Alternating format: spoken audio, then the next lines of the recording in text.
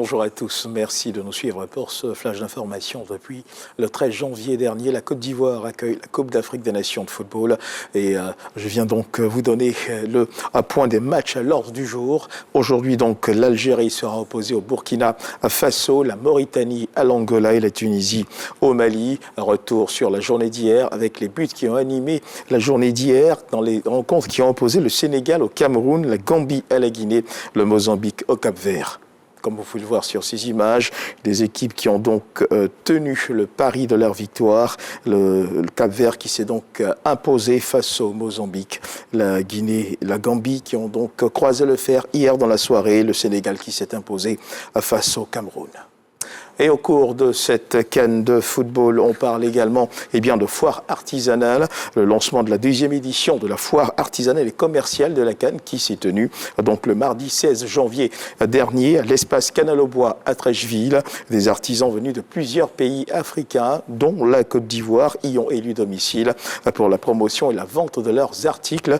Ce cadre offert aux artisans vise à promouvoir le secteur d'activité dans lequel ils évoluent. Suivons ensemble ce reportage de Jean-Michel Quadio, commenté par Léon Brou.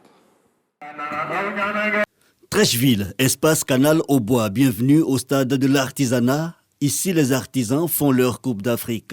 Venus de l'Afrique de l'Ouest et de l'Afrique centrale, ils y ont élu domicile à l'occasion de la deuxième édition de la foire artisanale et commerciale de la CAN. Des expositions ventes pour promouvoir l'artisanat et valoriser le savoir-faire africain.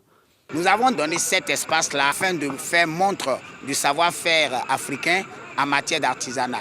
Donc sur le terrain, vous avez pu le constater, nous avons de la gastronomie burkinabé, malienne, surtout sénégalaise. Nous avons des artisans d'art qui font de belles sculptures, des couturiers. Aujourd'hui, avec l'avènement de la CAN qui grouille assez de monde, je crois qu'il n'y a pas meilleur moment de faire la promotion de notre poterie. La particularité de la poterie Mangoro de Katiola se fait à partir de différentes formes. La forme et la texture. Le secteur privé est le moteur de la croissance. Ce n'est pas dans les bureaux qu'on fait la croissance. Donc j'invite la jeunesse pour dire que nous disons en Côte d'Ivoire, le meilleur secteur qui crée de la richesse et de l'emploi, c'est le secteur de l'artisanat. La première édition de la foire artisanale de la CAN s'est tenue à Yaoundé au Cameroun. Cette deuxième édition se tient du 11 janvier au 11 février prochain. Un reportage de Jean-Michel Quadio, vous l'avez entendu, commenté par Franck Quadio. Et on reste dans le temps de la CAN pour parler cette fois de la ville de Bouaké qui abrite les matchs de la CAN donc 2023. Pour faciliter l'accès au stade de la paix et la fluidité du trafic routier lors des matchs, les responsables des forces de défense et de sécurité ont mis en place un nouveau dispositif de circulation autour du stade de la paix de Bouaké. Le tronçon de la route nationale A8 entre les feux du quartier Coco, le carrefour du lycée technique sera fermé à la circulation générale pendant chaque match. Dans l'actualité internationale du côté de la République démocratique du Congo, ce samedi 20 janvier 2024, le président congolais Félix Tshisekedi prête serment pour un second mandat. Une cérémonie organisée au stade des Martyrs, le plus grand stade de la capitale Kinshasa, où seront présents près d'une vingtaine de chefs d'État, venus principalement du continent africain. Tous les chefs d'État de la zone ont confirmé leur participation pour cette cérémonie. Selon la présidence congolaise, notons que Félix Tshisekedi, dans la Cour constitutionnelle, a confirmé la réélection avec plus de 73% des suffrages, prête donc à serment ce samedi, donc 20 janvier 2024.